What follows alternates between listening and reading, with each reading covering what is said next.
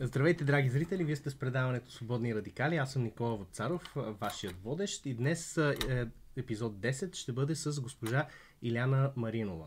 С нея се запознахме по време на протестите. Тя е един от учредителите на организацията Системата ни убива, която имат като за основна кауза борбата срещу системата, която на практика унищожава хората в неравностойно положение. И в последствие, така както и аз, тя реши и аз реших гордо по едно и също време, че тези протести трябва да продължат и в политически и парламентарен изглед и всъщност тя се присъедини към политическа партия Има такъв народ. Аз тогава се присъединих към политическата партия на Мая Манолова Изправи се България. В последствие и двамата напуснахме тези партии, тъй като протестирахме срещу ГЕРБ и накрая и двете партии, които избрахме като протестни срещу ГЕРБ, са коалиционни партньори с ГЕРБ в момента. Така че, Иляна, добре дошла. Много ми е приятно. Ти, освен всичко останало, си първата жена, която интервюирам в моето предаване. Имал съм гости от Африка и от различни аспекти на живота, но ти си първата дама, така че много ти благодаря за гостуването. Аз се радвам, че можем да поговорим. Само да внеса една корекция. Ти каза, че съм се присъединила към Има такъв народ, но всъщност аз бях част от референдума, който инициира шоуто на Слави 2015. Да. И това ме запали. Да. И тъй като имаше малка пауза след иницииране на референдума, след като той беше обявен за неуспешен, което аз смятам, че не е така, защото какво се случи? Не достигнаха 12 000 гласа, за да се признаят исканията. В България има 12 000 секции, приблизително. Това прави по един глас на секция. Да, малко също като Величие с 27 гласа накрая, като ги преброиха, не им достигнаха. Това е общо взето, според мен числата са условни, в зависимост от това кой брои и какъв е интересът на човека си го е казал още тогава, нали? Няма значение кой гласува, важно е кой брои гласовете. Абсолютно. И да ти кажа, аз като заместник-председател на РИК-24 от квотата на ИТА на предпоследните избори вече, че ми се загубиха всичките тези, наистина това е точно така. Мога да го кажа категорично и ясно. Да, абсолютно. Понякога човек се очудва, гледа и вика, как тия успяха да влезат в парламента с такъв избор, с такъв процент, или пък как пък тия не успяха да влезат в парламента. Но всичко според мен е някакви договорки предварителни, които после се нагласят след това. Добре, значи за тия избори, за честността на изборите ще поговорим след малко. Аз искам първо да започнем от твоята дейност в областта на защитата на хората с увреждания. Защото знам, че всички тогава по време на протеста партии, значи говорим и ППДБ, и БСП, и ИТН, и всички ухажваха Системата ни убива. Искаха да приемат техните каузи, да кажат, ние ще защитаваме хората с увреждания. Какво се случи след това и къде все още са проблемите кои проблеми остават нерешени? Абсолютно всички. Хората с увреждания в България, според мен, са инструмент за постигане на нечии цели. За съжаление, никой не мисли за хората. И тук говорим за деца, защото тези хора с увреждания, те винаги остават деца. Специално тези с менталните увреждания. Категорично искам да кажа, че аз не съм експерта, който може да говори експертно, но мога да кажа за това, което видяхме тогава. И ти, и аз, и покрай Вера, Лека и пръст. За съжаление, нещата не смятам, че нещо се е подобрило. Дори го изпитвам на свой собствен гръб. Всички имаме роднини и хора с увреждания. Всички имаме възрастни хора, които имат нужда от адекватна помощ от страна на държавата. За мен проблема е много лесно решим. Още тогава с всичките майки, които бяхме, изготвяхме програми, имаше идеи как да се пребори този проблем. Нещата стигнаха до един закон за личната помощ, който не е във вида, в който искахме да бъде. И то е ясно. За мен е много по-просто. Сега ще кажа нещо, от което бъдещата ми политическа кариера вероятно няма да върви нагоре, а точно надолу. Но моето лично мнение, и го казвам като човек, който също е с ТЕЛК, че телковете в България трябва да бъдат премахнати. Ясно и категорично. Това е една порочна практика, която източва милиони от здравната система и тези пари могат да бъдат пренасочени в друга посока. Как става това? Още тогава с майките коментирахме именно това. Всеки човек според потребностите му. Всички знаем за ICF, индивидуалната оценка на потребностите. Според това всеки от какви нужди има, за да може държавата адекватно да оказва помощ. Какво се случва сега? Отиваме на ТЕЛК, всички деца с различни увреждания, възрастни, с повече, по-малко. Държавата казва, едни 80% ти даваме тук на тебе, няма значение какъв си. Оправи се. За мен телковете в момента работят единствено само за хората, които употребяват, а не наистина за тези, които имат нужда от това. Аз, например, като родител на 2 малки деца, мога да кажа също, че много се дразна, когато и това, за съжаление, въпреки че, как да кажа, българин е суеверен и така нататък, но това масово се прави. Деца им се изкарват телкове, за да могат да влезат в детска градина и да предредат други деца, които, нали, имат също право да имат детска градина. И аз затова в момента, нали, плащам частни детски градини, въпреки че съм роден и израсъл в квартала, в който живея и съм се преместил, деца вика, на няма и 200 метра от жилището, където съм се родил. И въпреки това, че съм си в собствения квартал, не може моите деца да имат достъп до детска градина. Трябва да хода на частна детска градина. Но това не, че разбира се, все пак има и деца, които имат нужда. Има хора, които имат нужда. Аз това казвам, че когато при раждането детето бъде оценено по този ICF критерий и тази индивидуална оценка на потребностите, тогава за всички ще бъде адекватно. И за възрастните, и за децата, и за родители. Нали, всеки ще получи това, от което има нужда. А сега, реално, хората, които имат нужда от помощ, да се намеси държавата, те не я получават, защото едни други източват пари.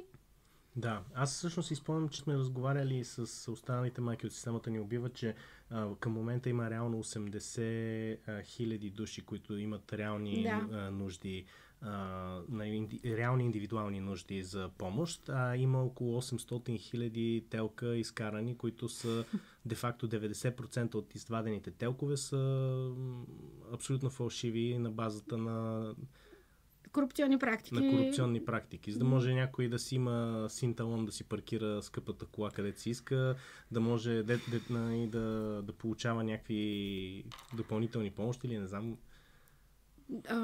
Практиките са ужасно много. Като се почнем с винетките, тези... Данъците на автомобилите. Данъците, да. И това. Социалните услуги. Дори те са обременени по някаква... Понеже първият път, когато аз се явих на ТЕЛК и минах по този път, не знаех какъв е реда и, нали, съм стриктен гражданин, ще ходя аз, те, каквото ми кажат, всичко да направя. Отидох в социалните, защото ми казаха там, те ми направиха една оценка, на база на която те трябваше на мен да ми дават 10 лева. Аз 3 месеца чаках, за да видя какво става. До мен имаше възрастен господин, който наистина имаше нужда. Аз нямам нужда от тези пари. Защо ме кара да се занимавам с това? И защо, каква е логиката? Нищо, че бях тогава, нали, с 90%. Но имаше възрастен човек, който наистина за него може би тези 10 лева щяха да са от значение. Защото за мен не са.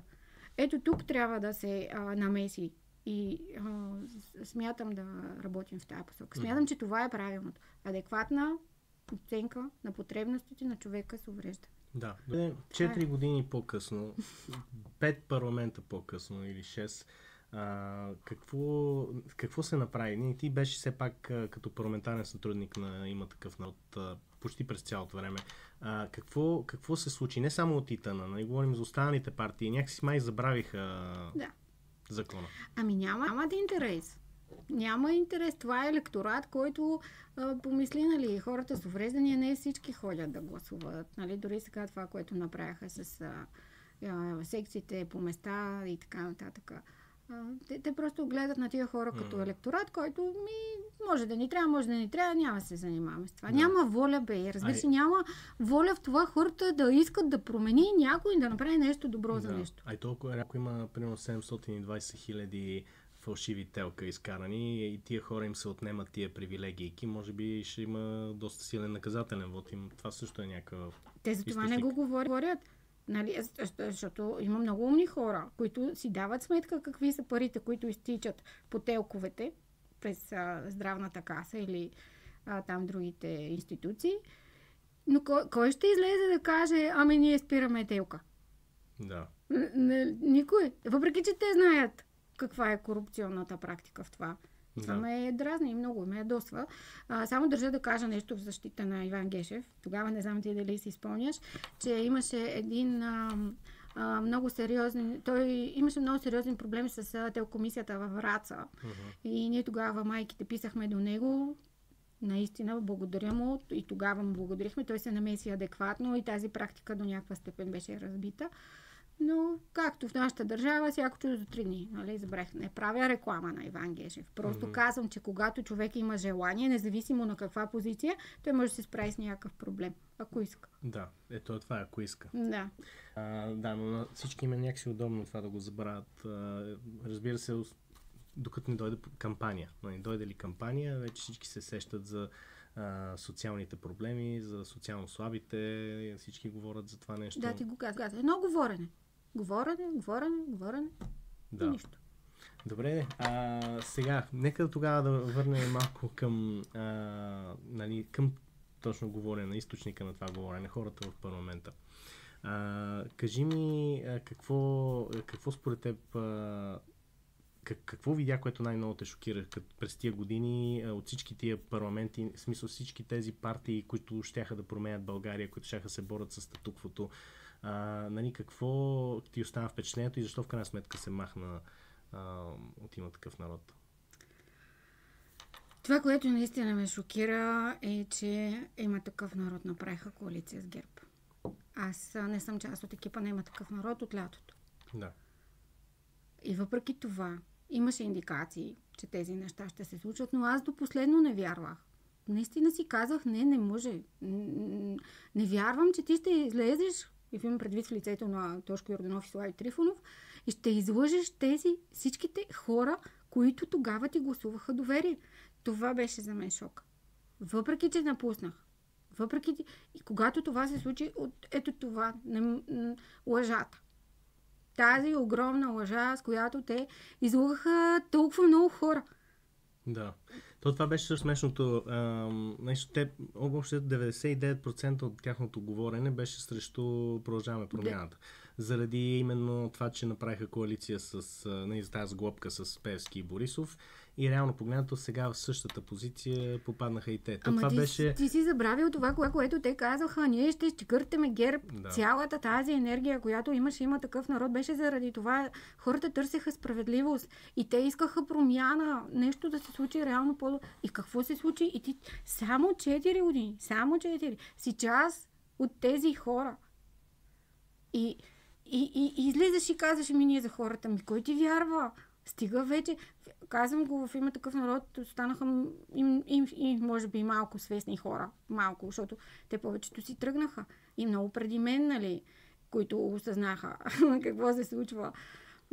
Хора като Виктория Василева, Радостин Василев, Ива Митева, Любо Каримански, всички тези хора, те виждаха. Но аз си казах, не, тук ще вярвам аз на Слави Трифонов. Той е добър, нали, той ще оправи. Вярвам. И какво? Да. От Джипко Бибитков той стана господин Борисов. Аз го слушах точно пред Станка Ризова. Не може да повярвам. Как? Как не те е срам? Да. И аз също ми беше много интересна тази метаморфоза, която преживя и организацията, която аз подкрепях толкова дълго време. Изправи се България. Още сега, излизат с някакви тези, че те не били част от правителството, че те били против и така нататък. Но реално Изправи се България има един депутат, който се казва, който беше от Враца излъчен и той реално погледнато си гласува за подкрепа на правителството. Сега, не знам до каква степен този депутат е наистина член на Изправи се България и наистина, не е бил поставен просто по инструкция там. Но все пак той се води квота на Мая. И Мая все още е в Обединената левица. И това всъщност мене ме шокира, че беше никога с ГЕРБ, никога с ДПС. Нали, а то сега изведнъж се търсят вече някакви червени линии, някакви извинения, някакви неща. И това, нали, според мен е една от голямата причина 70% от имащите право на глас да не ходят до урните изобщо. Хората са много смачкани и това е нещото, което аз не мога да си примеря с него. Много ме потискаме това. Но да се върнем, нали, към това. Ти каза, нали, левицата, Итана, ама Борисов постигна своето. Нали? Тук държа да кажа, че аз се отнасям с уважение към този човек. Той успя да ги пребори. Те искаха да го изчегъртат, а какво всъщност се случи? Той ги претопи. Той си избърса задника с тях. Да, защото те се продадоха. Така е. За пари, за постове. Другото, което ужасно много, нали, аз винаги търся оправдание за Има такъв народ. Защо постъпваха така, нали, винаги. И си казва, и добре, нали, ти искаш да има кабинет. Нали, те казват, хората, всичко е за хората. Хората искат да има кабинет. Добре, подкрепи кабинета, подкрепи гласуването. Защо си част от управлението? Защо по дяволите? И те казват, за да контролираме това какво се случва в парламента. Много хубаво, контролирайте. А защо рязахте комисиите? Нали, за съжаление, много част от хората в България не знаят, че истинската законодателна дейност на парламента се случва в комисиите. Тоест, ти там прокарваш идеите, по които си водил предизборна кампания. Да. И какво правят ИТН с ГЕРБ? Казват, другите няма да имат председатели, т.е. другите не могат да прокарват добри идеи. Така ли контролираш? Като даваш повече възможности на ГЕРБ да променят. Да. Защо? Ето това. Направо не се побирам в кожата си. За това, че Има такъв народ, станаха част от управлението с ГЕРБ. И хората няма да простят. Да, няма. Ами, то се видя всъщност какъв е резултата за ППДБ. Нали? Те реално погледнато направиха за първи, така да се каже, прекрачиха тая линия на линията на хигиената. Нали? Де-факто се съгласиха да нямат хигиена на практика и влезаха в управление с ГЕРБ и с Делян Пеевски и ги наказаха. Предполагам, че за мен лично аз така го виждам и БСП и ИТН няма да бъдат част от следващия парламент. Не знам дали ще успеят да прехвърлят бариерата. Зависи кой ще брои гласовете. Чакай малко за. Да, ако те си броят гласовете, може, но аз не мисля, че реално ще има толкова хора, които ще гласуват повторно за тези партии. Просто то е шокиращо. На практика, така както казваше Нинова, не че съм голям фен и на Нинова, но тя каза, те чакат аз да се махна, за да могат да отидат към ГЕРБ и то така стана. И сега те нали, слушах онзи ден, имаше разправи между Тошко Йорданов и Костадин Костадинов, в който нали, си размениха реплики. Много, само, че за как изглеждат нещата. ИТН, БСП и тези са се хваляли на едно хорце под ръка и танцуват това хоро.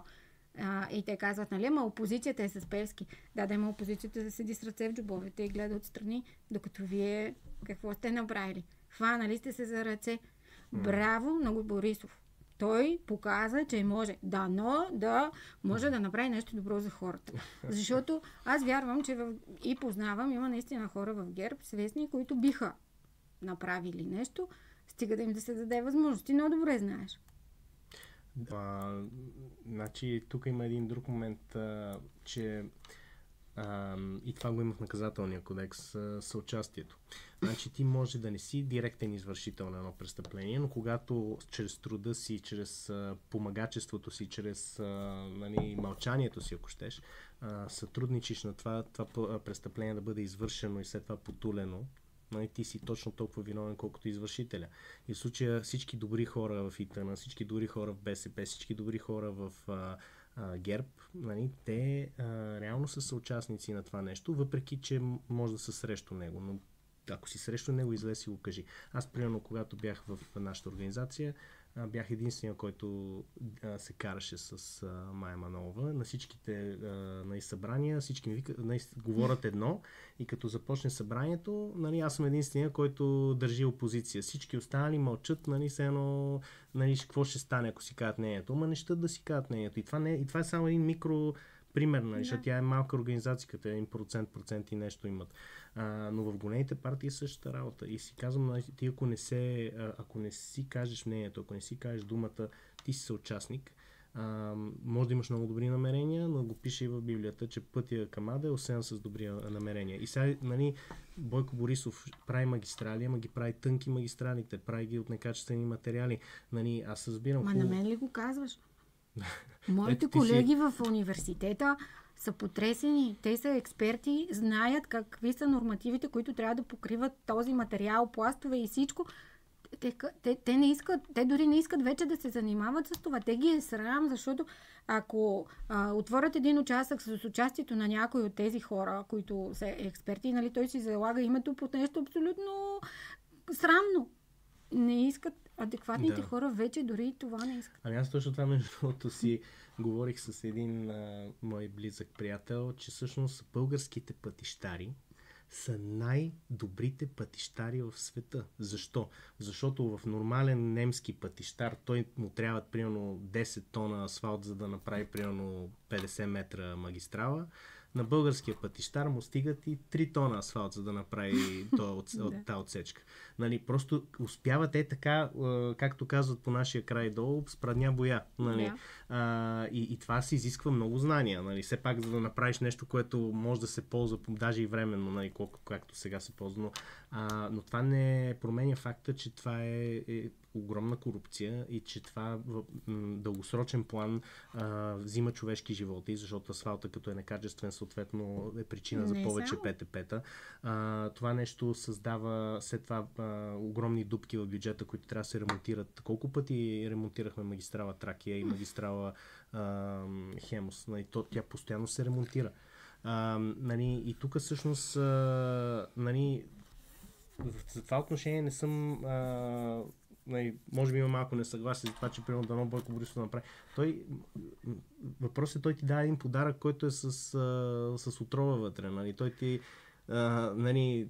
Точно за това се връщаме към това, което ти каза, че нали, ако хората не са съгласни, те могат да отстоят своите позиции. Такова реално пък в България хората с позиции кога ли па са си отстоявали тия позиции. Иначе ако погледнеш още от освобождението на България до сега, априлско въстание, уж всички викаше ставаме, цялата такова, всички комитети, нали, надъхани, извънш 3000 души само от цяла България си имат коража да излезат с пушки, нали, всички останали се покриват.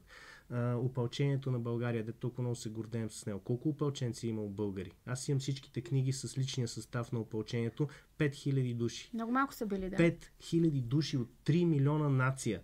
От 3 милиона нация 5000 души. Останалите 5000, защото общо по опълчението било 10 000, останалите 5000 са сърби и харвати. Чакай да ти кажа една смешка в тази случка. Завеждам състояние на Плевенската панорама. По случай, мисля, че беше деня на Съединението. И отиваме там, човека разказва историята, всичко е хубаво, нали, детето гледа, слуша. И аз вече приключва беседата и го питам, опълченците в отбраната на Плевен. Той ме погледна, сякаш съм така, нали, нещо не е добре. Вика, то не има опълченци в отбраната на Плевен. И замълчах, нали, и така. Не, то е, нали, то се вижда, като се вземе, примерно, книгата с личния състав. Се вижда кои градове са били градове герои. Нали, Габрово, тия всичките по Централния Балкан. Това са, примерно, там най-много опълченци. Насякъде от другаде гледаш, примерно, по 2-3, нали, по един, по много места нито един. И нали, и си викам, добре, да ти, ако за това нещо... И оттам нататък всички останали. То примери много в България. Нали? То се вижда, постоянно ние сме готови да си снешим главата. Нали? Тая поговорка, нали? Наведената главица сабя не я сече. Нали? Това и това, за съжаление, продължава и днес в политиката. И това е един огромен проблем. То конформизъм, това желание да не се конфронтираш, желанието да имаш един бащица, нали? Да го следваш. Не знам, просто ти виждала ли си, примерно, да кажем, в парламента хора от парламентарната група, нали, реално да са в конфликт с централните решения, спуснати от партията? В смисъл, има такива дребни случаи, но те обикновено се оттелят. Да, и тези хора вече не са част, нали? Да. Всички си спомнят разцеплението, което се получи в Има такъв народ. Да. Хората, които си тръгнаха тогава, какво се случи? Да, те просто казаха край. Ние сме до тук. И аз тогава викам, не, тук нещо аз не разбирам. Тръгнаха си наистина много свестни хора.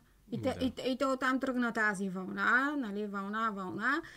Сочиха Виктория Василева за предател, Радостин Василев за предател, всичките тези хора, които си тръгнаха тогава. А какво се оказа към днешна дата? Да, че са били. Да. Да. Но понеже каза, аз искам да спрем с негативизма. Смятам, че нещата в България могат да се случват и ти давам веднага един пример. Нали? Ето Гроздан Караджов сега е част от управляващия кабинет, коалицията, но как нещата могат да се случват с малки стъпки. По време на предишния път, когато той беше министър на регионалното развитие и благоустройство, в Кресненското дефиле, помниш ли, нали там? Всички знаем какво беше концентрацията на ПТП-та там. Да. След като се поставиха тези колчета, за които господин Терзиев тук в София, не знам къде ги наслага по Патриарха толкова много, нали, да не се паркират. Тоест, тези колчета с едно такова елементарно решение решиха проблема на Кресненското дефиле. Да. И, значи, това е. Малките стъпки. Няма значение кой от коя партия е. Какви лидери има и какво. Важно е нещо малко да се случи, което обаче решава глобален проблем, като смъртността в Кресненското дефиле. Да. Няма ли да реши проблема, ако просто направят магистралата най-после? Да, но тук вече говорим за много, много голяма стъпка. Да, това вече с магистралата твърде много пари са заложени там и всеки иска по веригата да се облагодетелства. И то точно, че ние сега в крайна сметка слагаме едни колчета, добре, решаваме проблема, няма да има смъртност, но факта, че това нещо че първо сме го платили вече веднъж от нашия джоб и второ ще го платим сигурно още 5 пъти, докато излезе крайното решение. Тук аз разбирам, че не трябва да сме негативни, аз съм съгласен, но аз понеже реших, че вече не искам да бъда негативен, затова реших да се махне от политическия живот. Няма как. Ти може да искаш да се махнеш, но политически живот няма да се махне от теб. Да, не знам. Такива като мен и теб не могат да стоят на едно място. Нали, няма, аз не мога да се примирявам. И аз си казвах, нали, край, не мога, тук стига вече тия глупости, но не мога да стоя примирена. Разбираш ли, не мога, особено заради децата. Ето вече ти имаш 2 деца, твоите още не ходят на училище, обаче моите са в училище, в образователната система. Ние имаме потенциал, нашите деца имат основа, върху която трябва да продължават да стъпват, а не да я рушим. Да. Ето, върху това трябва да се работи. Да, така. Аз съм съгласен, че всъщност заради бъдещите хора ние трябва да се напънем, но въпрос е в крайна сметка то не остана кой. Трябва да се напънеш ти, защото сега твоите 2 деца, като един ден ти си недоволен и пак ще казваш, тая държава, това, и синът ти ще обърне и ще каже, ама тате, ти какво направи? Какво си недоволен? Ти какво направи? Аз направих Ти има какво да кажеш, защото на мене, сина ми тогава беше на 11 години и каза, ти какво си направила, че се оплакваш? Как ще стоим непримирени, нали? Така е, да. Аз лично аз съм спокоен от моя гледна точка, защото аз съм се борил страшно много с най-различни каузи. Къде е успешно, къде е неуспешно. И винаги съм бил идеалист. И затова винаги идеалистите остават на амбразурата и след това се създава ситуация, в която всичките идеали, за които си се борил, са предадени. Но ти сега знам, че с Виктория Василева ще правите нов проект. Искам да ми кажеш за него. Тя е Виктория Василева, да ти кажа, в нашите среди, като коментирали сме в партията, тя има така славата на човек, който сътворява успешни проекти. Така наречения Kingmaker. И винаги е работила за някого. И то много успешно. И тя, де-факто, доколкото знам, заради нея Слави на практика влезе в парламента още първия път, защото тя организационно фана нещата. Доколкото знам, всеки, който е работила, е успявала да влезе в парламента. Имаш преди ти величие сега. Величие. Тя, доколкото знам, е помагала и на Радостин Василев в известно време. За Радостин не зная. Аз не знам това, но... Няма значение, да. Оказа се, че всяко чудо за 3 дни. Точно както я сочеха за предател, човека, който е предал Има такъв народ, всъщност тук приказката си не е малко крадеца вика, дръжте крадеца. Да. Това е ужасно ме възмущава и хората от структурите на Има такъв народ знаят колко съм права за това. Защото те не смеят да отидат и да кажат, както ти каза. Нали? Всеки мълчи и там нещо. С Виктория Василева след тази история във Величие просто поговорихме и е време, нали, дори така в кръга на шегата да кажа, че е време жените да се задействаме и да свършим работата, която мъжете в политиката не могат да свършат или не искат, или поради друга причина. Тя реши да направи свой собствен проект. Стига вече с хора, на които е гласувала доверие, работила е за тях, давала е много от енергията си и накрая тези хора просто не вършат това, което са обещали. Затова партията е в процес на регистрация, има срокове, които се следват. Надяваме се скоро да се случи и ще продължим от там. Как се казва партията? Има смисъл. Има смисъл да се борим. Наистина. Това го вярвам и аз, и тя, и хората, с които работим. Всъщност идеята на Има смисъл е да продължим там, откъдето спряхме, 2021.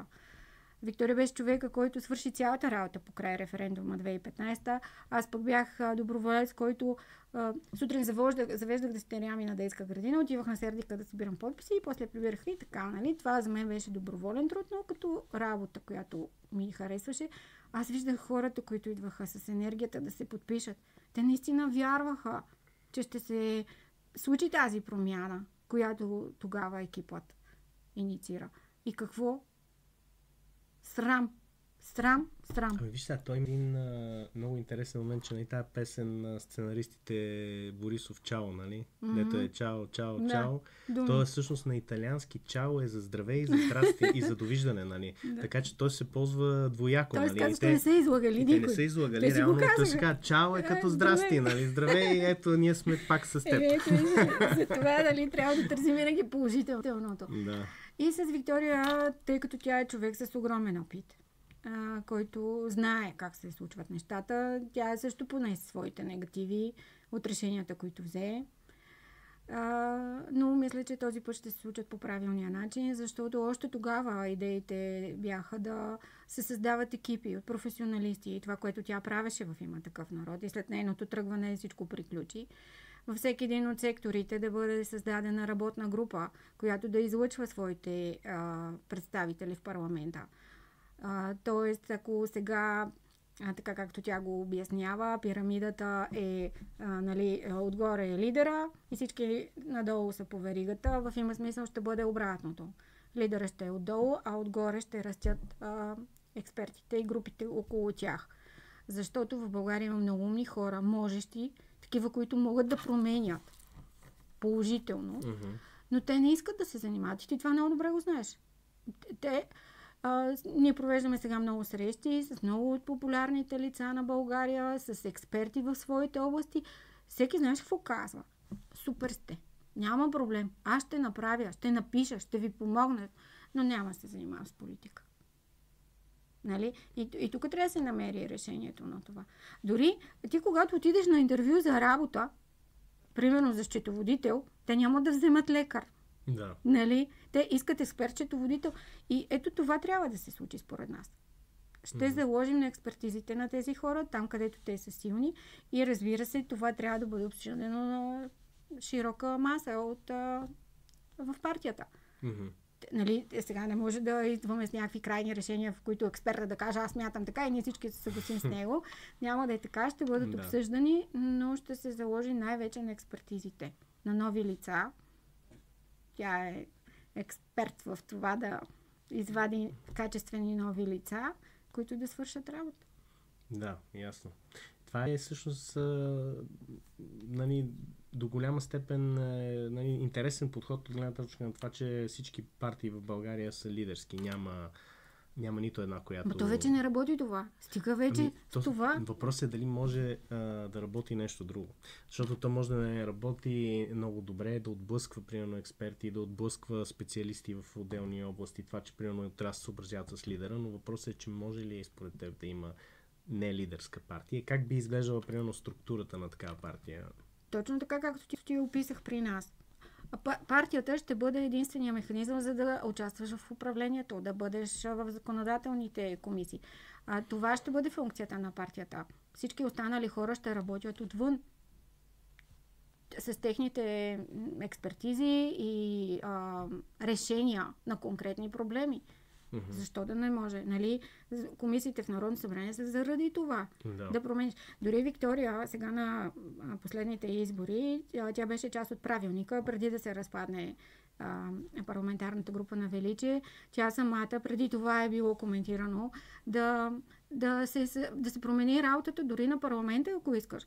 2 седмици да се работи само в комисии. По законопроекти, изменения, наредби и така нататък. И след това в пленарна зала 2 седмици само гласуваш. А те сега какво правят? Ходят сутрин, вечер, връщат се, следобяват на една комисия, на друга и накрая нищо. И както винаги тук медиите, къде разбрали, къде не разбрали, излезли казали, те депутатите няма да работят. Те като не заседава. Тоест, хората трябва да разберат, че работата на депутата не е само в тези 4 часа в пленарна зала. Сега тук може да прозвучи малко, нали, така, в защита на народните представители, но аз все пак бях вътре и видях. И не е вярно това, че те не работят. Наистина в комисиите там трябва да се работи. Друг въпрос е вече, нали, че там се обслужват доста интереси, но в крайна сметка всяка комисия е между 18 и 25 народни представителя, т.е. тя има представителство на всички партии. И те могат да работят там и да променят, и да правят, и да свикват срещи с браншови организации. Всичко може да се случва. И то там се случва, а не в пленарна зала. Само, че медиите излизат и казват ми, те не искат да работят. Те ще работят само 2 седмици в месеца. Не е така. И това е големия проблем, между другото, че журналистите в парламента има адекватни от тях, но има и такива, които те са там на една заплата, да отиде днес, да стане и да си тръгне. И не вникват изобщо в процеса, за да може после да излезете и да го разкажат на хората. Друг е въпрос, нали, че са платени, нали, тези будните пък, нали, не им дадат възможности и трибуна за отразяване на ситуациите. Той сега с новия на парламента доста се ограничи достъпа на журналисти до самата сграда, имат право да седат само на определени места. Това не е вярно. Така? Ето, аз веднага мога да ти кажа. Ти идвал ли си в новата сграда? Само като направихме, като я окупирахме с майката от системата ни бива когато ни изхвърлих. Когато ни изхвърлиха от тези, след 8-10 часа седене вътре, ни изхвърлиха от НСО. Иначе не съм влизал вътре като... Определено залата, пленарна зала е с вход и изход. Нали? Да, тя има достъп до който се влиза, но за да влязат народните представители, нали, те върват по коридори, те не идват. Тоест, всеки един журналист, който иска, те са с акредитации, т.е. те си влизат, те са вътре по коридорите. Всеки един журналист, ако иска да срещне някой народен представител, има къде да го срещне. Комисиите, заседанията на комисиите, пред пленарна зала, в кафето. Нали, тези всички хора са на едно място. Това е като в една фирма, в която всички ходят на работа. Факт като стария парламент. Добре, защо само пред този асансьор си взимат интервюта? Защото там е входа за пленарна зала. Добре, и няма някакви ограничения, те могат да си ходят навсякъде, могат да си... Те са с достъп, двете врати. Нали, ако това е залата, има 2 врати, през които депутатите влизат. Нали? Опозицията от единия коридор, управляващите в другия, и те си влизат през там има достъп. Само, че тези хора след края на пленарното заседание, те излизат. Нали? Те започват, за да стигнат до стаята си, отиват по коридора, слизат в кафето, отиват в стола, там където и медиите ходят. Да. Още повече, че нали, всички влизат през един и същи вход. Тоест, ти можеш по всяко време да срещнеш който и да било и да го попиташ. Да. Нали, има си... Не знам какво значи, че може би не са им дали място, в което те да седат цял ден и да гледат какво се случва. Може би това е проблема. Но ако има журналист, който иска да отрази, той винаги има начин да стигне до народния представител. Те гледат, нали, денонощно се излъчва. Ма няма. Те не им се занимава. Те мене ме питаха. Те са идвали. Аз им казвам, добре, да отидете, проверете, еди какво си. Ти няма ли да ни кажеш? Това ли е моята... Не, няма да ви кажа. Аз ви подавам нещо, идете си го свършите. Ма те чакат някой на готово нещо да им свърши. Така е по-лесно, да. Типично по-български. Да, медиите... Някой път, даже някой път ми се е случило, защото аз докато тече пленарното заседание, съм в стаята и чувам целият процес. И после вечерта, като слушам по новините, си казвам, ама чакай, това не беше така. не, чакай, това не беше така. Те казаха друго. Обаче сега вече с извадки, откъслични разговори и всичко.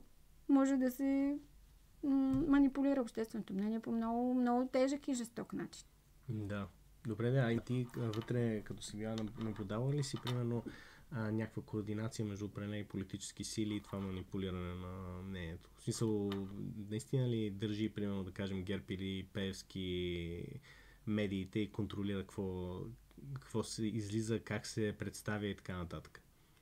Колко явно аз няма как да знам, защото аз ги виждам, те са там. Тоест, журналистите виждат реално какво се случва. Какво после обаче те предават, примерно, на новините или в печатните медии, е друго. Там вече има контрол. Сигурно някой казва, не, това не го пиши. Да. И тогава нито един от журналистите не излиза да каже, ама чакай бе, то не беше така.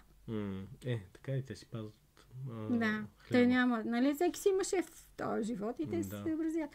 Така че аз не мога да говоря за медиите. Има свестни хора от тях, опитват се да си вършат работата, но пак, нали, всеки си има шеф отгоре. Доста е потресаващо. Добре, в случая, примерно, да кажем, Слави Трифонов е може би единствения човек, който си има и медия, официално, нали, си има медия, телевизия и парламентарна партия, нали. Там взаимоотношението какво беше, защото аз не съм останал с впечатление и смисъл 7-8 телевизията да бъде някакси така супер фокусирана с някакви много сложни предания, обясняващи. Имат някакви ток-шоута и така нататък, ама, нали... Тук в духа на Краси Радков мога да кажа, топа на телевизия. И какво за телевизията? Не, стап, че те са имали достъп, нали, до всичко, нали, на практика, но, нали, не са го, може би, използвали или там имало ли редакции според тебе като човек, който... Не, в ИТН нямаше редакции. В ИТН проблема беше, че след като Виктория стръгна, никой не знаеше какво се случва. Нали, имаше много малко хора, които бяха опитни. Защото колкото идеи, нали, ти...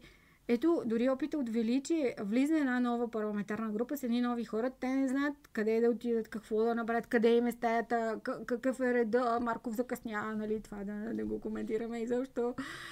Такива неща. И когато един човек без административен опит, когато една такава организация няма опит, какво правиш? Ти се сриваш.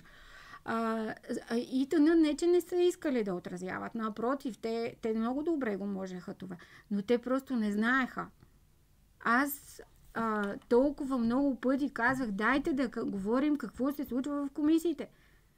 Днеска се отлага заседанието, защото трябва да се гледа, примерно, кой си законопроект, но има някакво бламиране на кворума. Никой не слиза това да го казва. И след първите и вторите избори, когато ИТН не влязаха третия път, те ходят, нали, обясняват на хората по страната и структурите. И всички хора отстрани им казват, вие това що не го казахте? Да. Те не знаеха, че трябва да се отразява това нещо. Според мен дори и сега не го правят. Не знам с каква цел е било. Дали защо има някаква цел или просто така давай 5 за 4, не да мине друг да дойде. Но опитах се да вкарам някакъв такъв механизъм, всеки един от народните представители, който е в комисия, да дойде да каже, не се случи това, нали, защото те излизат доклади на комисиите, те може да ги видиш и след това на сайта на Народното събрание. Ама колко са хората, които реално ще седнат да четат? Нали, то няма. Така. Аз самата се сблъсках 2 пъти с проблема за закона за личната помощ, мисля, че беше, или за социалните услуги, когато, нали, всяка парламентарна група има право да представи точка от дневния ред към Народното събрание. И те тогава не я поставиха, нали, не беше гласувано в пленарна зала. След това, след един месец отново, нали, внасяш това предложение. Те и това не го отразиха. Да. Не мога да си обясня. Да, също тогава някаква... Значи тогава липсват кадри, липса знания, липсва похвати. Може би това ли е всъщност причината такива утвърдени партии като ГЕРБ и ДПС да въртат всички на малкия си пръст, понеже знаят всичко от всякъде. Да. Така е, да. И ти като влезеш като нова партия, нови депутати, хора, които не са се занимавали с това до сега. Те дори администрацията, нали, и те имат своите симпатии. Пак ти казвам, това е като в една фирма. Една голяма организация, дори, нали, каквато и да е. Тоест, всяко колелце си е на мястото. И когато малките колелца не работят за тебе, ти се увъртоваш. Много добре. И това го имаше. Да, самата аз, нали, всичко, което съм научила от Виктория Василева. Тя беше човека, който ме научи на всичко, защото когато има такъв народ, влязаха 55 човека, втора политическа сила в парламента след ГЕРБ. Ние бяхме 55 народни представители и аз. Да. Нали, тези хора идват, някои от тях, примерно са виждали сградата на Народното събрание само отвънка, къде е коридора, къде е туалетната, аз са тук, има много, много отговорности. Има много хора, които искат да стават народни представители, без изобщо, и това го видях след това и във Величие, които не си дават сметка каква отговорност е това. Да. И това е много жалко. Защото дори един човек за добри намерения, този вихър го завихря и той си казва, що ще се занимавам? Това е жалкото, че няма воля и морал. Много обичам тая дума. Отговорност също. Да.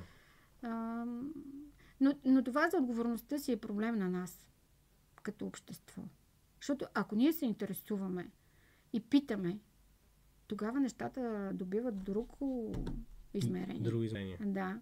Да, той има един такъв виц, нали, за лъва, дето отива примерно при зебрата и вика, утре 5 часа в моята пещера ще те ям. Има ли въпроси? Няма въпроси. Добре. После след известно време отива при примерно глигана, му вика, утре 5 часа в моята пещера ще те ям. Има ли въпроси? Няма въпроси. И после отива при Зайка и вика, Зайо, утре 5 часа в моята пещера ще те ям. Има ли въпроси? И той вика, имам въпроси. Той кажи, моля ли да не дойда? И той вика, може да. Да, същата работа. Да, то всъщност тук това е, че наистина и ние като хора, може би някакси обществото се измори от това, измори се от иска вече да тръгне. Аз затова се опасявам, че въпреки, че е нелицеприятна и трудна за преглъщане, тази коалиция в един момент може би хората просто ще кажат, да видим какво ще стане, защото не искат да се занимават, не искат да излизат на протести, не искат да питат, не искат да контролират собственици депутати, просто искат да си живеят. Ама то проблема е, че когато ти искаш просто да живееш, а не се бориш активно, за да живееш по-добре и ти на практика само оцеляваш. Ама те са си доволни. Нали? Аз така мисля, че ако хората са недоволни, те ще излезат на протест. Ма какво има сега? Те са доволни. Ама въпрос, че дали са доволни... Значи в Републиката на Платон, което е една от така основополагащите за всяка политология творби, там има алегорията за пещерата. Не знам дали си я чувал. Това е всъщност пещерата, която хората живеят вътре в тази пещера. В най-дълбините на тази пещера живеят хората. И те наблюдават света и живота, нали, си създават впечатленията за живота и за това какво искат от живота, наблюдавайки отраженията на огъня, нали, на стената на скалите.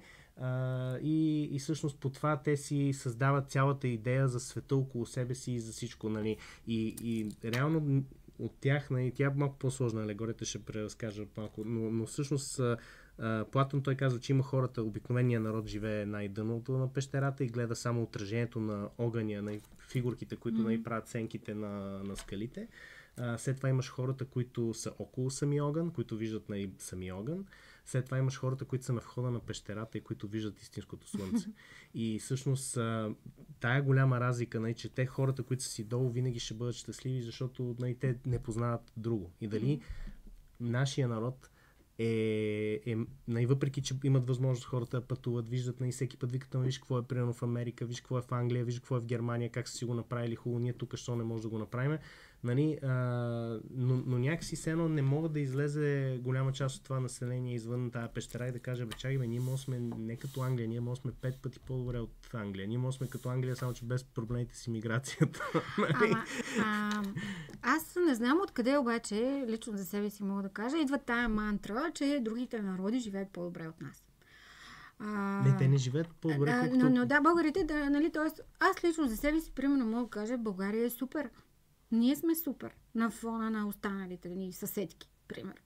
Да, аз не казвам точно тук, по-скоро е уреждането на живота и правилата в едно общество, които обществото се е съгласило да ги спазва. Защото в България, да, хората са окей, нали, имат като всички навсякъде. Аз, както казвам, нали, винаги френския селянин си е същия като българския селянин.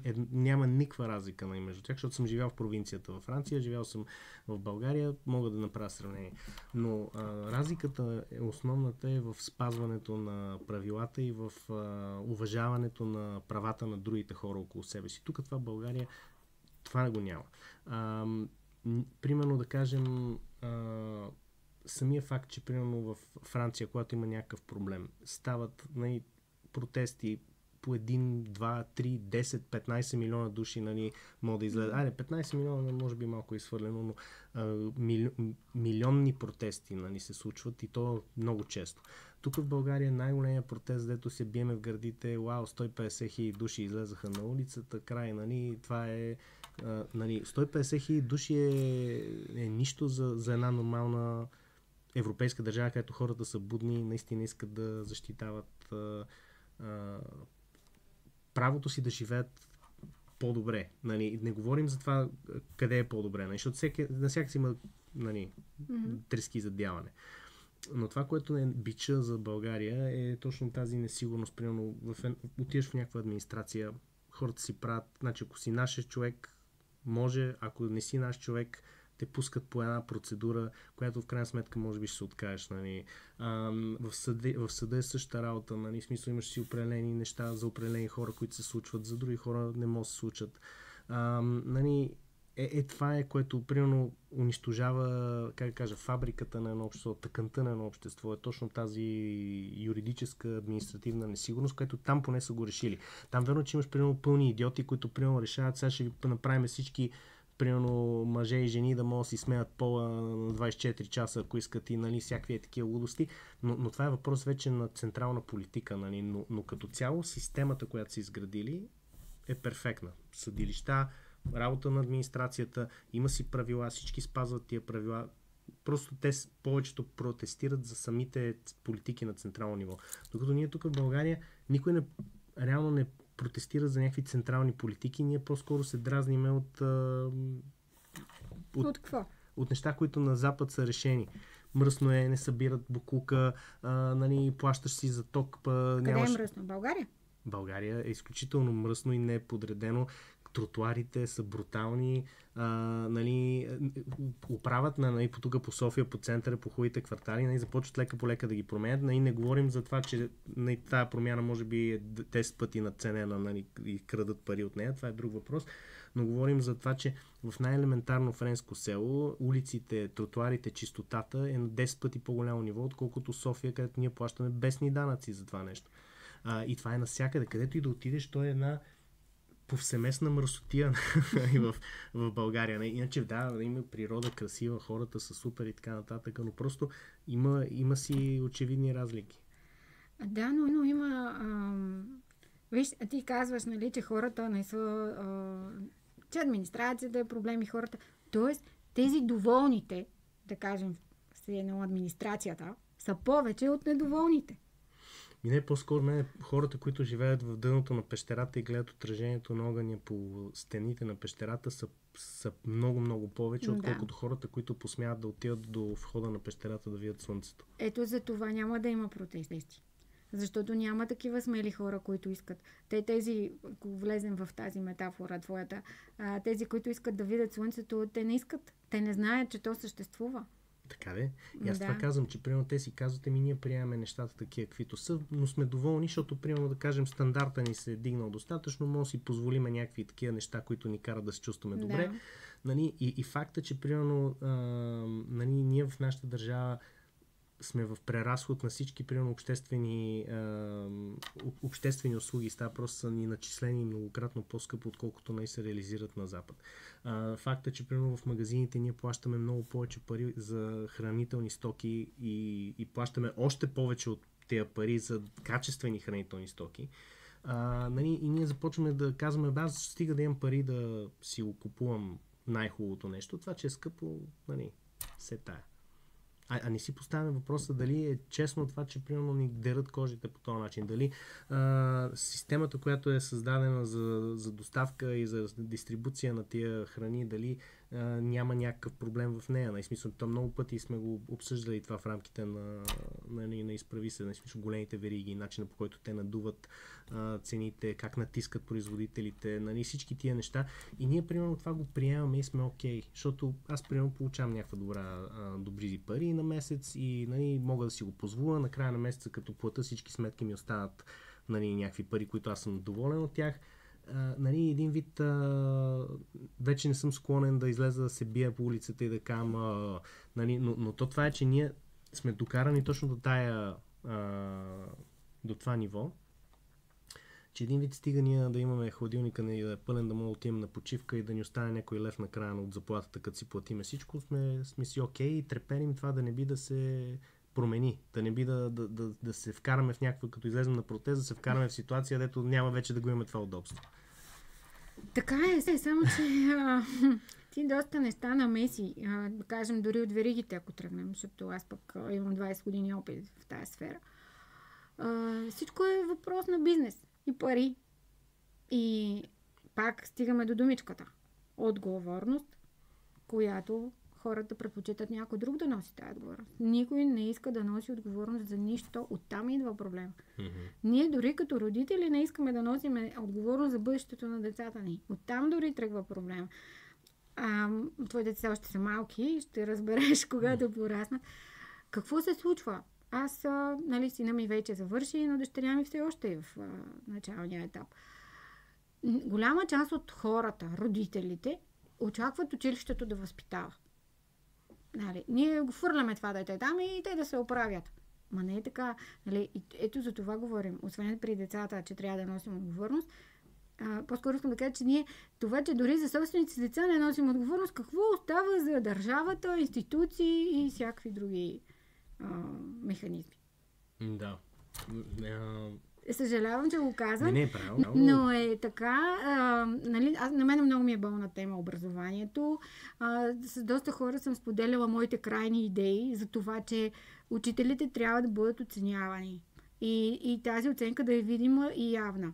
В момента, с цялото ми уважение към преподавателите и на двете ми деца, нали, някои хората се опитват да си вършат работата, но няма как да вървим напред в света, в който живеем, в този дигитализиран и толкова бързо развиващ се свят с остарелите методи на обучение.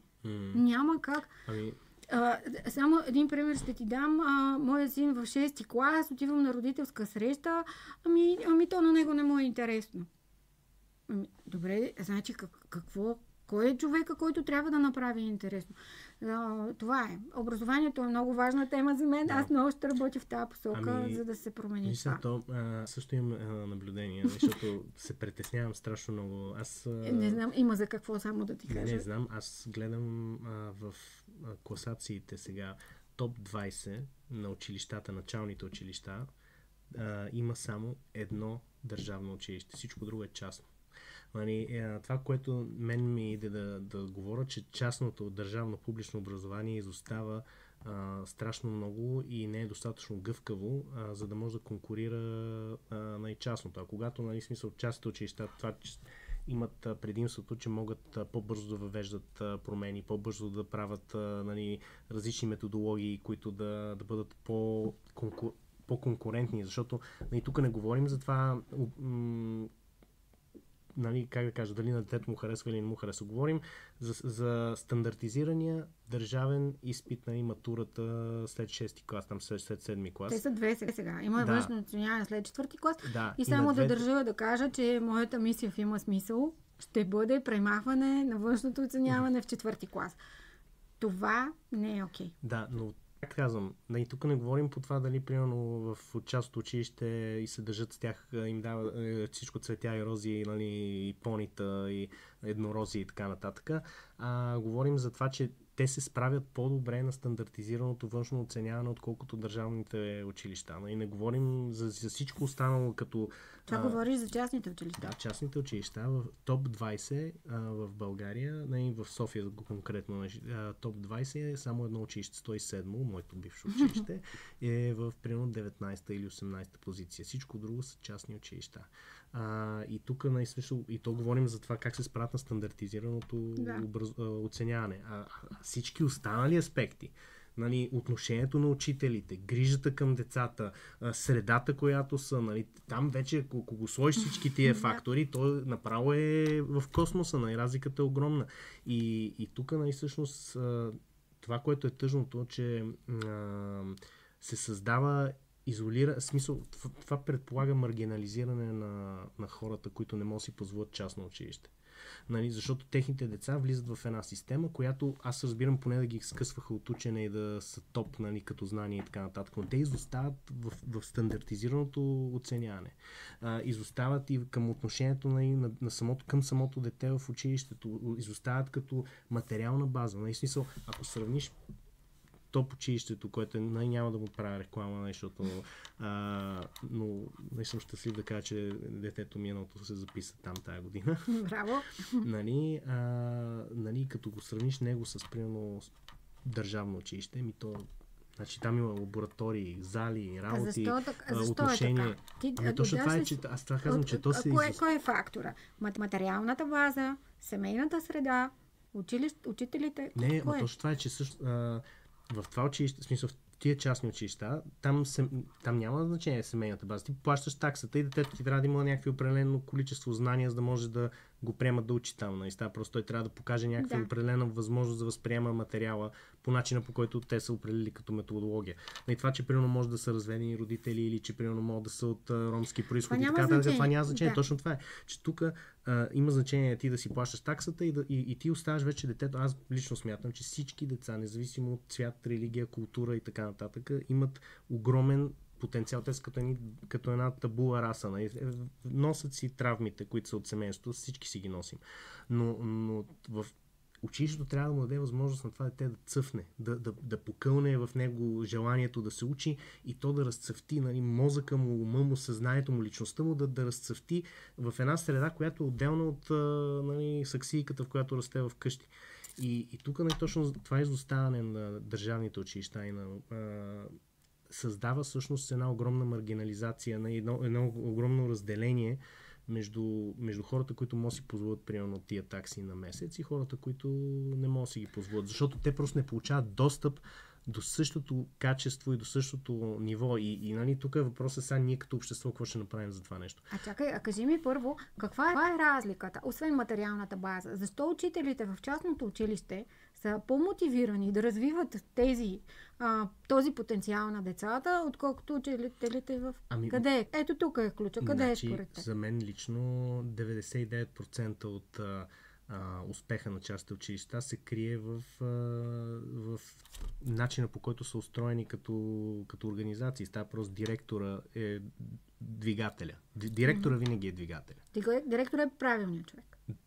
Който сформира екипа, защото мотивира ги. Точно така. Да. И директора е този. И то, между другото, трябва да кажа, че 107 училище стана 107 училище и е в топ 20 заради директора си.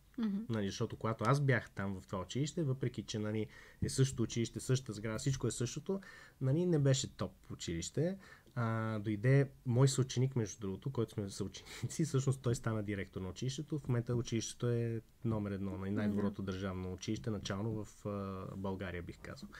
И тук това казвам, директор е двигателя. И там директор е силно мотивиран, не говорим това само за плащане, но той говори и личния успех на училището и всичко това, това са фактори, които се преплитат. Възможността той да пробва някаква оригинална методология на преподаване, да направи и часовете интересни. Колкото по-успешен е директора в частното училище, толкова повече ученици, толкова повече средства, толкова повече успех. В държавното училище директорите се назначават политически. Успех или неуспех, важното е бройката на децата да отговаря, защото на детето са делегираните бюджети. И оттам нататък... Никой не го интересува. Отговорността си е на родителите. Да. Точно ето тук е проблема, че и само може и да кажа още нещо. Защото да не кажат хората... Знам, ама не.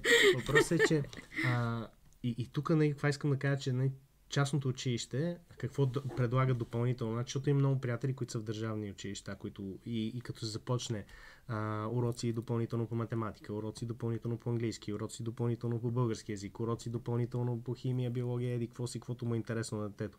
И ти като сложиш чертата на всички тия уроци, той излиза повече, отколкото таксата за частното училище. И това е другия момент, че ти си викаш, аз ще влиза детето в държавно училище, уж е безплатно. Добре а не може и тия пари, дето ги даваме за уроци, някакси да се канализират нещата, да влезат в тия държавни училища. Добре, отговориме на въпроса, защо учителите в частните училища са по-мотивирани да работят с децата, отколкото учителите в държавните училища. Не знам. Заплатата, предполагам. Точно така. И още нещо. Оценката. Да. Оценката на самия учител. Защото ако не се справят добре с успеха ето ти дори самия каза, че си видя оценките по външните оценявания. И също така, ако това училище, в частното училище, да кажем 4-ти клас, може да има много висок резултат на външното оценяване, обаче ако отношението на преподавателя не е окей, дали родителите ще предпочитат отново? Не. Тоест има баланс. И заплащане, отношение, мотивация. Какви мотивации имат учителите в държавните училища в момента? Тя днеска идва да си казвам защото 90% от учителите са жени. Идва днес да предаде урока, да стане и да си тръгне. Няма интересува тия деца дали ще се развиват след това, дали няма. Да.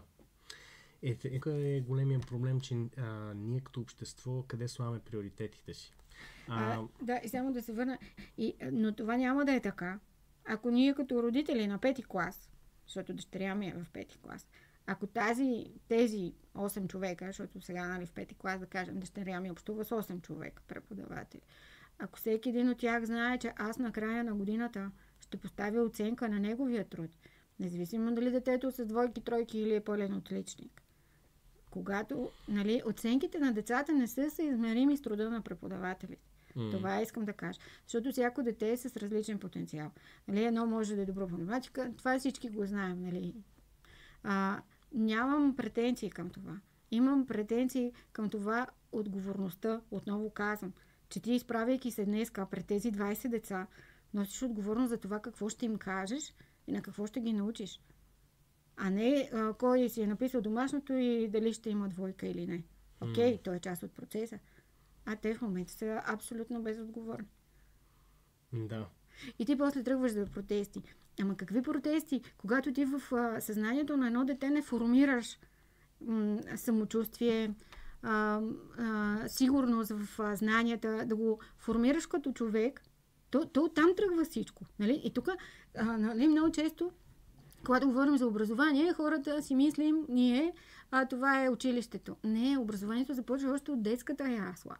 Още от отношението. Ти знаеш, твоите деца са малки, но те много добре знаят какво е, когато сутрин отидат, как ще ги посрещнат, какво ще им кажат. Обаче, ако госпожата е била ядосана, нали? Да. И после той си казва, за какво? Да, но то трябва да си има и предвид, че ние като държава, какво прави българската държава, за да направи учителската професия предпочитана? Спрямо, примерно, друга професия. Значи ние като държава и като общество не правиме приоритет реално на медицинските грижи, защото нямаме не стимулираме достатъчно медицинските сестри и санитари и лекари да създаваме такива. Не създаваме учители, не създаваме де-факто точно хората, които на практика след това общество ляга изцяло на техния труд. Да, но тя тази медицинска сестра е ходила на детска ясла. Нали? Тя почва да детската градина. Нали? Нейното съзнание започва някъде там да се формира, че тя ще стане лекар. И когато насреща си има адекватен възрастен, който е там не само за да му мине днес деня, а да носи отговорността си, да изпълнява функциите си по длъжностна характеристика. Защото ти и аз знаем как всичко много добре в държавата е разписано. И точно това е, че България няма лоши закони. Това мисля аз. Просто не се спазват. И промените, които е необходимо да направим, те не са някакви такива, които супер много да променяш ти цялата нормативна уредба. Не, просто трябва да ги спазваме. И ние като общество да следим за това. Тогава се връщаме на това, което аз ти казах. Разликата между нас и западните държави, където те си имат техните кусури, но си спазват правилата. Масово си спазват. Докато тук в България масово не ги спазваме правилата.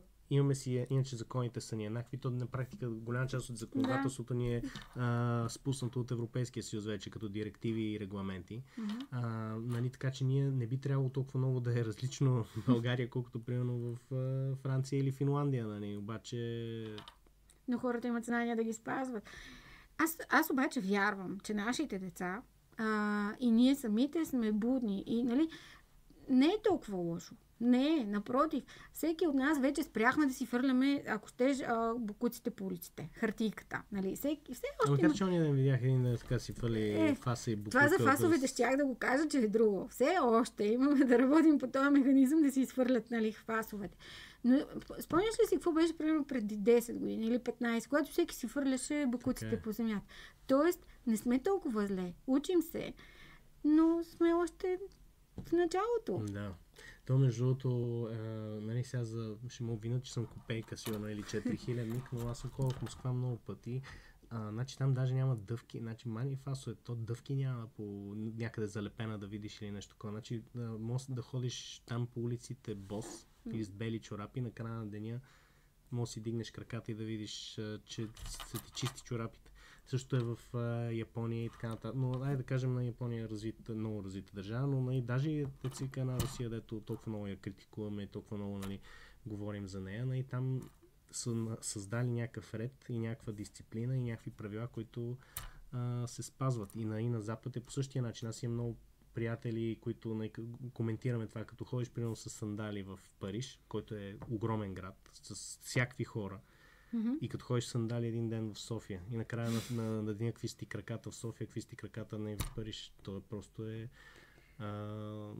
и тук това казваме, че от нас до голяма степен наистина от нас зависи и от нас зависи примерно да излизаме на протести и от нас зависи да контролираме политиците ни. И аз това винаги съм го казал, почти всяко предаване го казвам, ще го кажа и пак и тук, че политиците, докато се страхуват от народа, държавата ще върви. Когато не се страхуват вече от народа, тогава вече нещата започват да се закучват. А ние, когато сме заспали кучета, те вълците и хиените ни обикалят стадото и си взимат овце от нас и изобщо не им пука. Аз имам една такава мисъл, че страхът е много силно оръжие. Но тук не бих използвала думата страх за политиците, а по-скоро отговорност. Когато ти търсиш отговорност от този човек, той наистина ще се замисли. Ама дадено, точно пак отговорността е страх от наказание. Добре, така. Защото ти можеш да търсиш отговорността. Така, може тя да ти идва отвътре, да си отговорна личност, но да кажем, че това са 5% от населението навсякъде в света.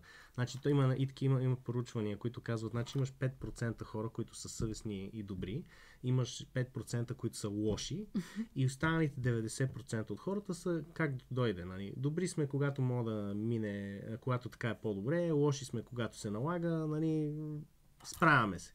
Обаче на Запад те са успели чрез правилата, чрез нормите и чрез така нататък, голяма част от това население да го избутат, нали, към това да спазват и именно заради това страх от наказание. Нали, тук в България какво наказание? Какво наказание, да. Кой ето, примерно сега ще изчегърваме на Борисов и след това... Какво наказание? Виж как Кирил Петков арестува Борисов и виж как също... го наказа сега. Да, и това е, че той арестува го едната година и след това на следващата година се прегръщаха и се целуваха. Въпросът е, че защото за политика си говорим. По отношение на ареста на Кирил Петков, ето ти си юрист, знаеш, има ли нарушение на правилата на това нещо? С ареста на Борисов. Значи, за мен лично, аз не съм запознат с документите, които са свързани с цялото това разследване и така нататък, но според мен това беше абсолютно незаконен арест. Въпреки, че аз съм може би един от хората, които най-много ще съм щастлив да видят раздаване на правосъдие на висши политици. Това за мен е много важно за България, но трябва да бъде направено по правилния начин. Значи ти трябва да го направиш, като го фанеш, не само защото те го извъртяха само за пред камерите. Това беше пълно безсмислие. Трябва като го фанеш, да го фанеш и да го сложиш в ареста и оттам 24-ка, 72-ка и един месец след това и после постоянна мярка. Така трябва да се разправяме с политиците, които имаме съмнение. Ти не можеш да го вкараш, това е все пак лидер на някаква голяма партия, която има значително голямо количество хора гласуват за него. Така просто да го фанеш, да го изведеш през нощта. Тоест стигаме пак до нарушение. Имало е нарушение. Кой ще и отговорност? Някой е понесъл отговорността за този арест. Чия е тази отговорност? Кой е вменил? Кой сега ще понесе последствията от тези неправомерни действия? Той, който реално е написал протокола за ареста, ще понесе последствията накрая, защото аз съм бил незаконно арестуван, ми се е случвало. И то беше абсурдната ситуация, в която самия полицай, който трябваше да ме арестува, отказваше да ме арестува. Представителя на по-висшия офицер там от икономическа полиция каза, че няма никакво основание да бъде арестуван.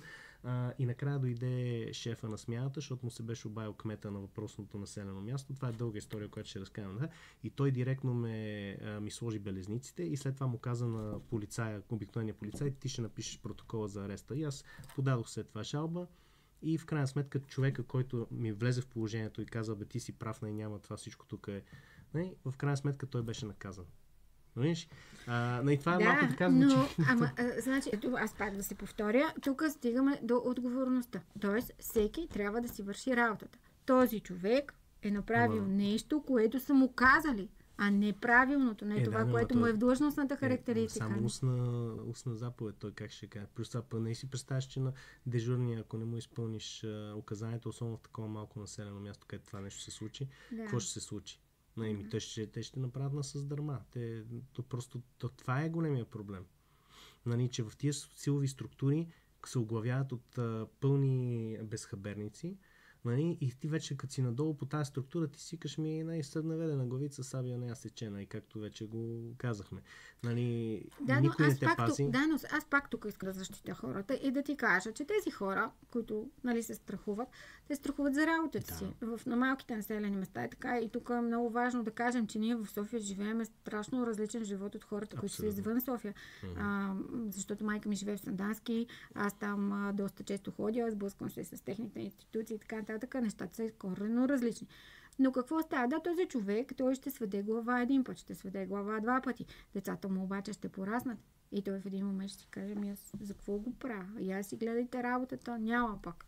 И какво ще остане без работа, ще седнат някой друг на негово място. Но пък той ще покаже позиция. И когато има още няколко такива като него... За съжаление, чисто статистически погледнато от съществуването на човешката история, записана история до сега, хората, които са били газолисти, са били с властта на всяка цена, винаги в дългосрочен план са били по-успешни, отколкото хората, които са се опитвали да направят промяна. Имало е велики моменти на промяна, велики революции, велики движения, които са... Но за съжаление хората, които са извършвали реалните героични велики революции, са винаги били смачкани, убивани, унищожавани. И след това се появяват други, които викат, чакай сега ще видим, нали, ще го правим, нали, ще има, да, революцията си е революция. Нали, както всички тук, ти моли да кажеш на някой, нали, го питаш, сега ако беше тук Тошко Йорданов, ще каже, как бе, да, протестите много важно, ние трябва да такова, нали, ще почне, ама то сега в момента е различно. 2020, да, 2020, не 2025, има голяма разлика. Нали, и така нататък. И ще почне ти вади от 9 кладенца вода, нали, за да мога да си оправдае собствените действия. И то тук това е точно големия проблем, че ние си даваме, примерно, живота, нали, на амбразурата, да се бориме за някакви неща.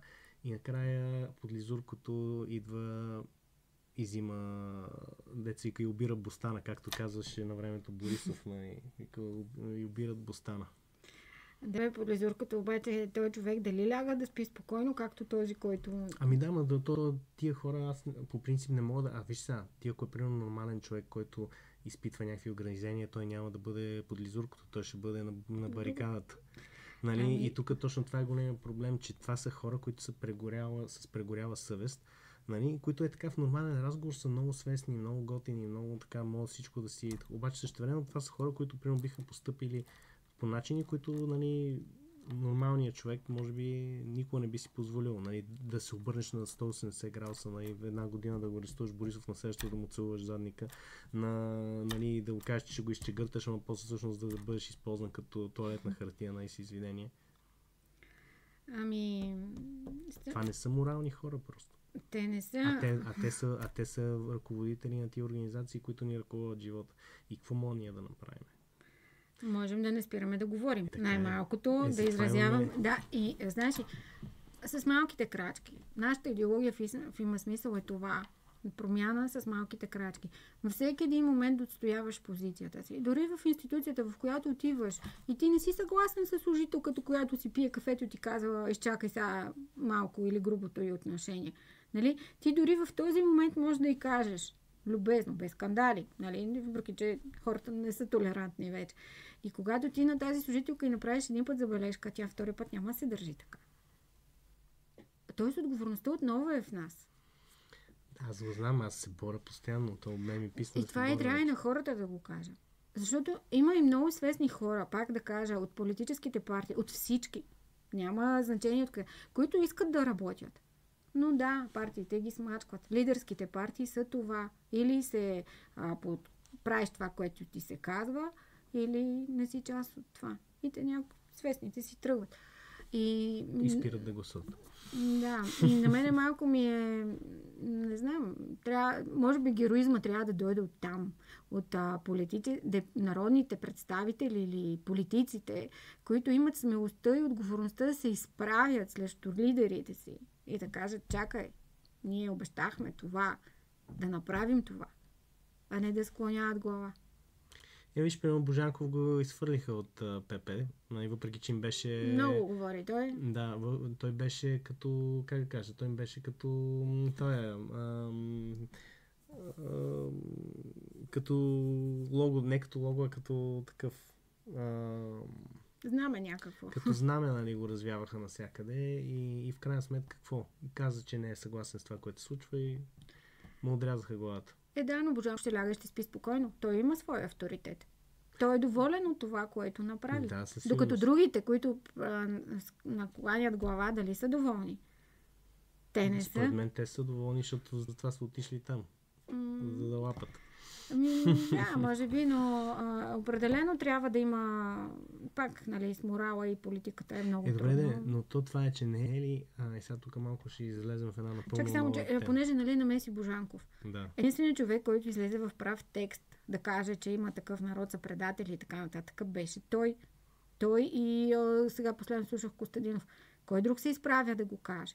Те нямат смелост дори да кажат истината, която дори работи в тяхна полза. Те дори това не правят. Защото в момента им е просто прекалено удобно да има парламент, защото в крайна сметка не се знае какво ще направят следващите избори.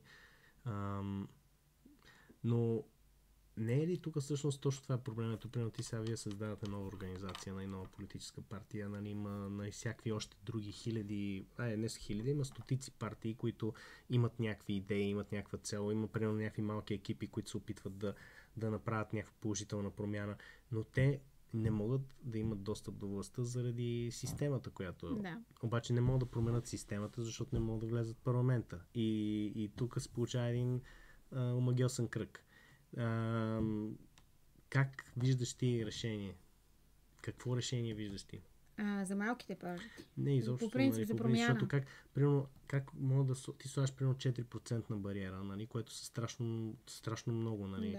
Да. За примерно някакви, защото не е задължително, точно това е един малък екип от хора, които имат примерно мотивация да работят, имат добри намерения и не искат да имат спонсори, не искат да целуват задника на някой олигарх, който да им даде пари за да си направят цялата организация. На всички тия неща и ти няма как да направиш 4%, ако не направиш някакви компромиси. Да, за това, точно за това ти казвам, че защото то само да кажем за едни избори да се произведат, то само ако човек сложи това е и хората трябва да се замислят. Само наблюдателите по секциите. Като трябва да им платиш сандвичи, трябва да не говорим за това, че ще им даваш пари. Да кажем, че това са си доброволци. Значи това са 14 000 секции. Нали? И ти трябва да им купиш по един сандвич и по една водичка, примерно 10 лева, нали? И да им ги раздадеш. Нали? До това само това за наблюдателите ли говорим или за членовете на секционните комисии? Не, няма значение. И за СИКовете също, и за членовете на секционните комисии. Ти пак трябва да им осигуриш храна. Защо СИКовете да им осигуряваш храна при положение, че на тях им се плаща? Не, ясно, обаче въпросът е, че не можеш да събереш хора. Защото знаеш много добре как се събират хора за секции. Да ти кажа, напоследък това изобщо не е трудно да събираш. Да, защото дигнаха ставката много. Нали? Това е така. Обаче въпросът е пак, ти можеш да имаш хора по СИКовете и това ти имаш хора по СИКовете, ако на предишните избори си направил 4%. Да. Ако си нова партия, нямаш хора по СИКовете, трябва да имаш наблюдатели. Да кажем, че си примерно някакъв страшен феномен и примерно 14 000 души съгласяват да си дадат целия ден за тебе без пари, което не ми се вярва, че е възможно това да се случи. Поне една сандвич и една вода трябва да им осигуриш. Значи 14... Защото те не могат да отидат си купят ли? Не, въпросът е, че как ще седят по цял ден, те трябва да не мърдат там. Ако излезат примерно и да си купат, ако примерно през това време, нали, казват, айде, давайте момчета, идвайте, нали, на изборния туризъм на ИСИС, всичко може да се случи. Нали. Ти трябва да си там постоянно, не трябва да си тръгваш. Много хора, примерно, отидат да си купат сандвичи вода и примерно ги няма 5 часа, нали, или примерно изобщо не се връщат. И тук точно това е, че те трябва да имат някаква мотивация, за да са целия ден. Никой няма ти направи ти си цял ден. И тук е точно това, че ти ако нямаш парите да осигуриш най-малкото това, и това са ти 140 хиляди лева, ти трябва да имаш за изборния ден. Отделно всичките хора, които ти работят по кампанията, това си страшно много разходи. Значи тук говорим, че една политическа кампания е 200, 300, 400 хиляди лева отива. И нали ти като малка организация с малък екип, който може да има страхотни идеи за реформиране на държавата, кой ще извади 140 хиляди лева или 200 хиляди или 300 хиляди лева за едни избори, които не се знае дали ще влезеш или няма влезеш? И това единствено може да разчиташ на някой спонсор. А разчиташ и на спонсор, значи трябва да разчиташ на някакви после директиви да получаваш. И ето тук големия проблем. Тогава тези малки хора, нали, защото те щом са малка група хора, т.е. те са много така малко ядро, което би могло да бъде присъединено към някоя политическа партия. И когато тази партия, нали, ги припознае, те могат да бъдат част от този процес там вътре и на място те да покажат своя потенциал и на следващите избори.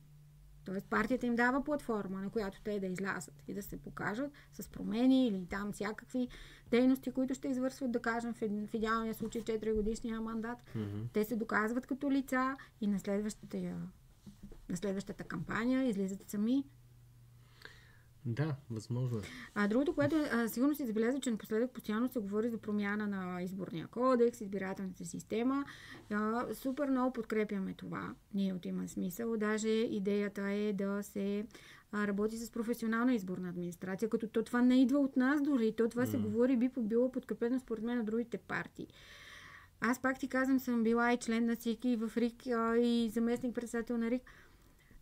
Голям е проблема. Проблема е огромен и дори не ти е... Много ми е смешно, като започна да говоря за купуване на гласове. Да, много е жалко. Аз не съм виждала, не знам. Но по чистата логика ти казвам една ситуация. В село Хикс, в което гласуват 500 човека. Пример. Избирателната комисия, секционната избирателна комисия винаги е една и съща.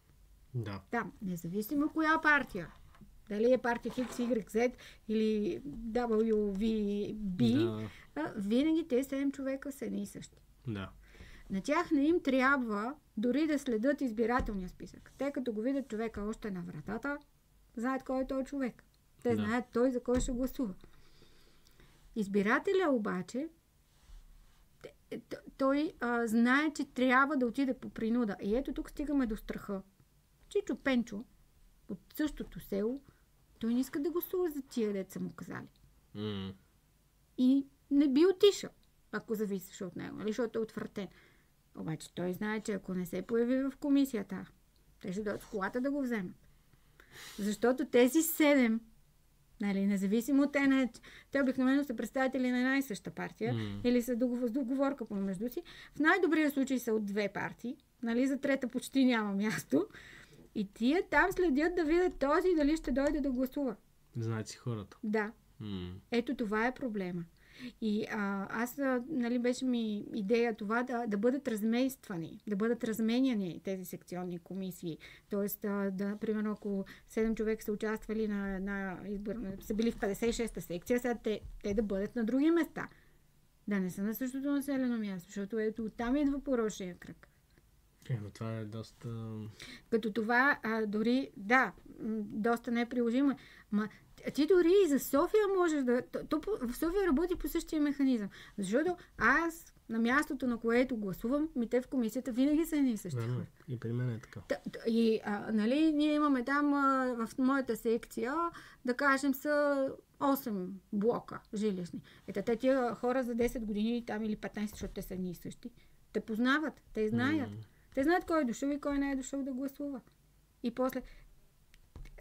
Тоест, липсва прозрачността. Не бе, липсва то по принцип. Пълният абсурд е, че ние гласуваме цялата рода в една секция и аз като съм бил примерно кандидат, примерно знам, че поне трябва да имам 5-6 гласа. Не разчитам на това, че някой друг ще гласува за мен, но поне деца и родата, и то аз отивам, отварям накрая това, гледам 0 гласа за мене. Но викам, добре бе, майната му, айде, баща ми, майка ми, са избрали някой друг. Ама викам, аз гласувах поне за себе си, това съм сигурен. Тук проблемите са за нулеви, защото покрай местните избори, те навлязах и в този процес, с местните. Първо проблема идва доста често при отчитането на вота. Много често хората си мислят, че са гласували, но когато ти не си отбелязал, те има 2 квадратчета за преференция и партия. И когато ти си отбелязал само преференцията... Не, ясно, аз примерно гласувам машинно и пак. За машинното, там вече идва преброението вечер. Така е. Да. И пак опираме до тези 7 човека в комисията, които малко или, ние всички видяхме това клипче за Баче Цене. Да. Това е реалността. И добре, че това... И това приплъзване на гласове, дето го бяха измислили. Това направо не знам как не ги беше срам да го кажат даже. Много манипулации има. Много. Аз не искам да говоря сега за това, което аз съм видяла. И аз като участник, и си казвам, не, това нещо не е така. Не трябва да е така. Но понеже по някой път ти е за първи път, на втория се учиш, на третия. И така, проба грешка. Но за тези 7 човека е проблема. Ние от Има смисъл имаме идея това да бъде професионална изборна администрация. Тези хора да бъдат наистина ангажирани и това да бъдат учители, юристи. Помисли си ти само колко адвокати има в страната. Защо да не ги ангажираш тези хора? Те да свършат тази работа. Защо взимаш някой си Чичо Петко от някъде си, дето дори не може да чете?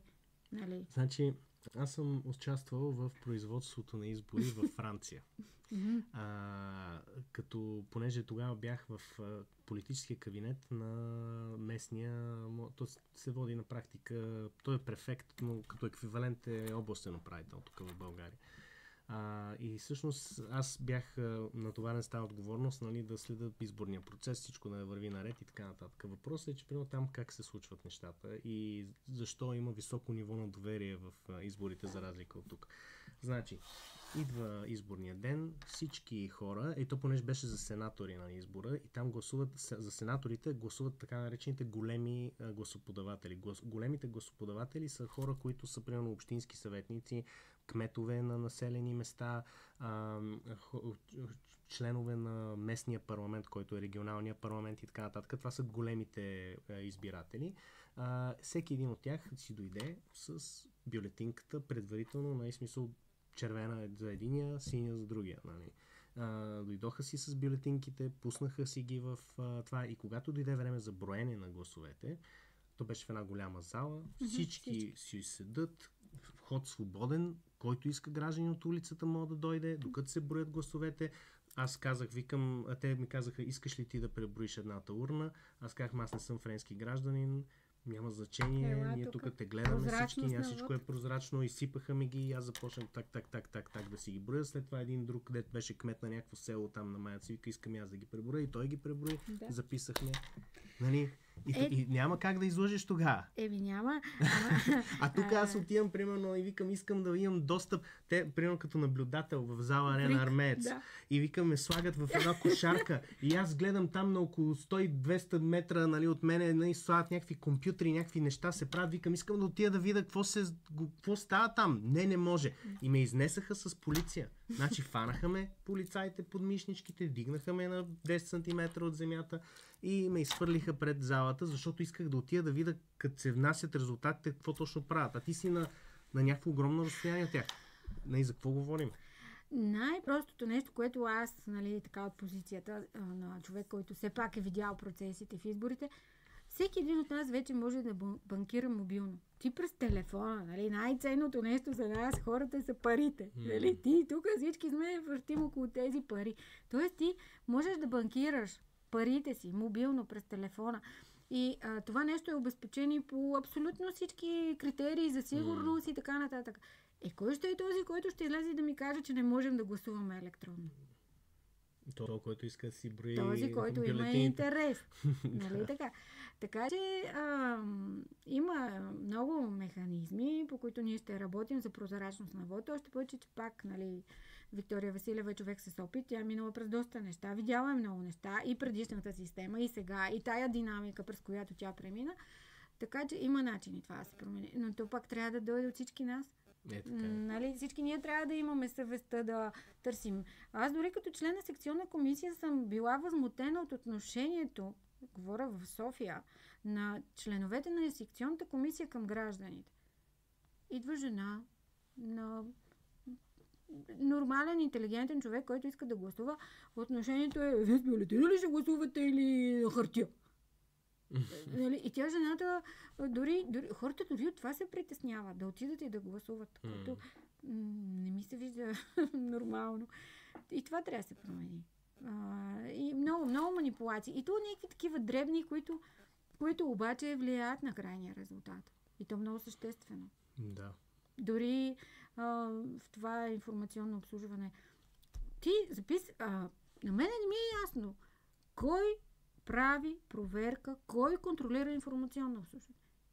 Има ли одит на това нещо? Не съм чул. Всички ние тук сме потършевпевши, нали, имаме бизнес и всеки се занимава с нещо, знаеш, че ти ако, нали, тук ще има санкции, това, къде е справедливи, къде не, нали, дали сте нарочи или не, няма значение. Нали, а тези хора, всъщност, те определят политиката на държавата. На практика, да, всичко се свежда до някакъв чиновник, до едни цифри, които се приплъзват от една графа в друга. Които, нали, определят кой ще е вътре и кой ще е вън.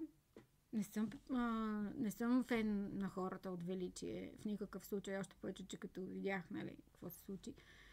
Но това си беше толкова явно. Добре, финални думи за края на предаването. Че вече бая време се заговорихме. Какво да кажа? Това, че трябва да бъдем отговорни, че от нас зависи. Наистина, от всеки един от нас, независимо какъв е, какво работиш, това е. Трябва да си ние. Това е нашата държава и трябва да ние си оправим. А не да чакаме на Тошко и Слави Трифонов. Абсолютно съм съгласен. Особено Никога не съм теял големи надежди в патриарха на българската чалга, че ще свърши някаква работа, но като цяло поне имаше някаква надежда. Но да, права си, че от нас зависи. Да. Добре, Благодаря много ти, ти че ме благодаря за покани. това гостуване. Успех! Благодаря.